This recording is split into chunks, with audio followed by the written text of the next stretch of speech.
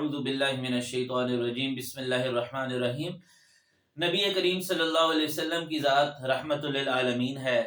سب جہان والوں کے لیے رحمت ہے، شفقت ہے، مہربانی سے بھری ہوئی آپ صلی اللہ علیہ وسلم کی ہستی ہے۔ تو غالب گمان یہی تھا کہ آپ صلی اللہ علیہ وسلم جب یہودیوں کی، عیسائیوں کی، مشرکین کی جہالت دیکھیں گے، ان کے بے سر و پا مطالبات دیکھیں گے، تو آپ صلی اللہ علیہ وسلم کڑیں گے، پریشان ہوں گے، دل گرفتہ ہوں گے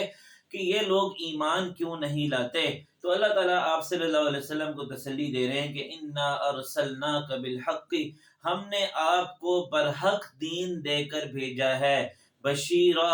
آپ صلی اللہ علیہ وسلم نیک لوگوں کو خوشخبری سنانے والے ہیں، ونذیرا، اور برے لوگوں کو، کافروں کو، نافرمانوں کو جہنم کے آگ سے ڈرانے والے ہیں۔ لہذا آپ صلی اللہ علیہ وسلم کو پریشان ہونے کی ضرورت نہیں ہے، آپ کا کام صرف پہنچانا ہے، منوانا آپ کا کام نہیں ہے۔ اس لیے کہ وَلَا يَزَالُونَ مُخْتَلِفِينَ،